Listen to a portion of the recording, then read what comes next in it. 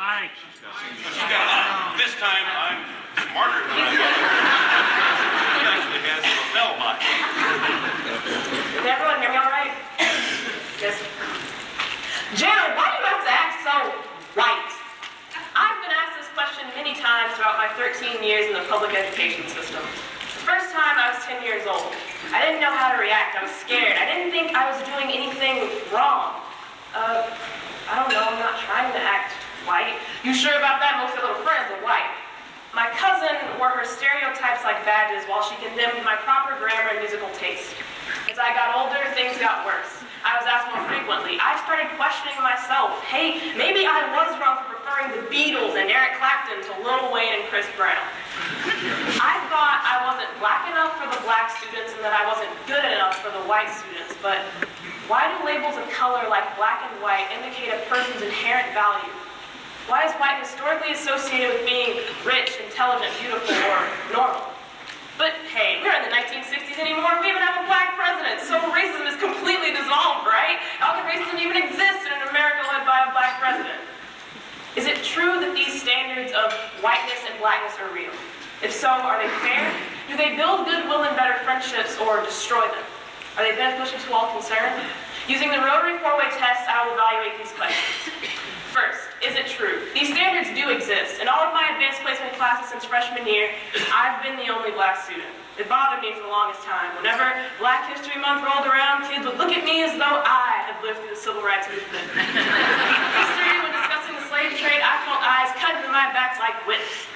The most memorable moment, however, came in 9th grade PAP English when reading The Adventures of Huckleberry Finn. Our teacher would read it aloud, and whenever the word nigger was spoken in the book, the whole class sat on the edge of their seats watching my reaction. It was as if they were waiting for me to flip over a table, storm out of the room, or at least look disgruntled. I made a goal to never react. I wanted to be known as more than just that one black girl. Next, is it fair? Well, it depends on your perspective. It's fair if you believe in structural and institutional inequality based on something as arbitrary as skin color. And it seems fine if you're raised to internalize those inequities and alienate people who are disadvantaged by the system. But to me, it's not.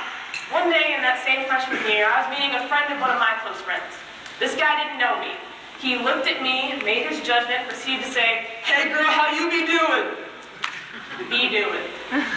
I smirked to myself and replied, I'm well, and you? I still have friends that come to me and change the way they speak to a more urban dialect, but then talk normally amongst their white friends. I just don't know what it is about my appearance that suggests I've never had a grammar lesson in my life. I mean, I've had the same education as these kids since kindergarten, but for some reason I feel it's necessary to speak to me on a 3rd grade level. Next, does it build goodwill and better friendships? Labeling people in terms of categories like blackness and whiteness prohibits you from making solid friendships because you can't truly get to know and build a relationship with someone you've judged prematurely. The world is not dichotomized into simple categories. It's complex, just like our human relationships. But our brains seem to love these boxes and labels. Once you create a stereotype or a label for someone, they'll only validate it or prove to be an exception, never moving outside of it. In psychology, this is called a stereotype threat. President of Spelman College, Beverly Tatum, wrote in the article, Who Am I? The Complexity of Identity, that dominant groups set the parameters within which subordinates operate. When a subordinate demonstrates positive qualities believed to be more characteristic of dominance, the individual is defined by dominance as an anomaly. For example, after a presentation Ms. Tatum gave, a white man approached her and told her how much she liked her ideas and how articulate she was. He said, "You know, if I had my eyes closed, I wouldn't have known it was a black woman speaking." Ms. Tatum replied, "This is what a black woman sounds like." However, these standards could build goodwill and better friendship if a person consciously chooses to shift their frame of reference. They don't need to be colorblind, but they need to be able to recognize and embrace difference. People think being colorblind makes them a beacon of equality.